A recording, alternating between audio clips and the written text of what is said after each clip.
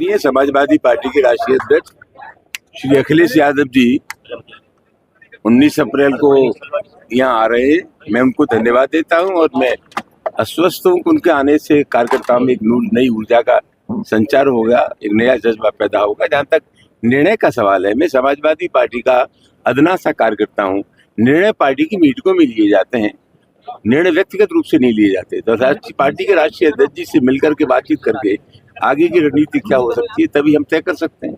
राणा साहब की जयंती पर जो प्रशासन ने अनुमति दी वो शांतिप्रिय एक सम्मेलन की दी थी, लेकिन जिस तरह से वहाँ तलवारें लहराई गई, नारेबाजी की गई, ऐलानिया पुलिस के सामने जिस तरीके से आपको लेकर के टिप्पणी की गई, उस पर आपका क्या कहना है? ये देखना पुलिस का ही काम है, प्रशासन का काम है कि जिन शर्तों के साथ अनुमति दी गई थी उन शर्तों का खुला उल्लंघन हुआ है, हिंसक वातावरण बनाने की कोशिश की है। और मैं चाहता हूं, मैंने पहले भी कहा कि कोई हमारी राय से इत्तेफाक करे या न करे, जनतंत्र में सबको अपना विरोध करने का अधिकार है।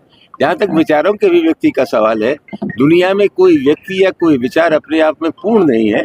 हमारे विचार से किसी की असहमति हो सकती है, लेकिन जनतंत्र में और संविधान के मुताबिक हमें विरोध करने के तरीके मिले हुए, उसी के हिसाब से विरोध करना चाहिए। इस देश में हिंसा के लिए कोई जगह। अभी जिस तरह से सूबे के क्षेत्र में जिन लोगों ने आपके यहाँ 26 तारीख को तांडव मचाया था, मुकदमा दर्ज है, लेकिन अब तक गिरफ्तारी नहीं हुई है। और आज इस कार्यक्रम में उस व्यक्ति की भी मौजूदगी है जिसने आपके यहाँ तांडव मचाया था। चिंता का विषय है। 26 मार्च को जो हुआ उसमें 2 प्राथमिकी दर्ज हुई है।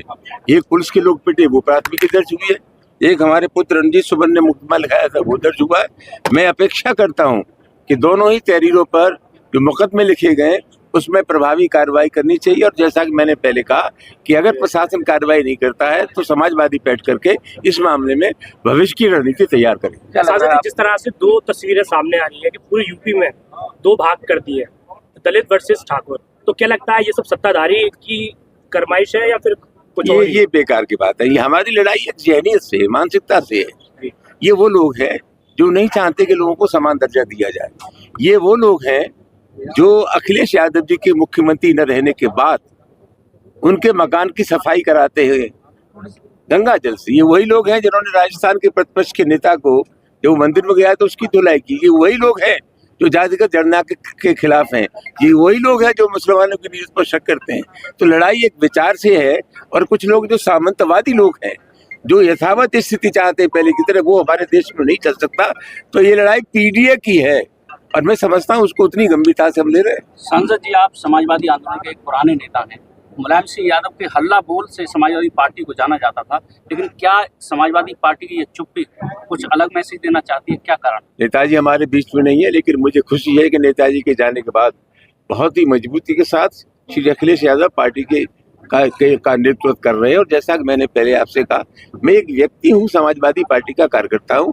आगे आने वाले समय में समाजवादी पार्टी मिल करके पूरी स्थिति का आकलन करके इस मामले में निर्णय करेगी।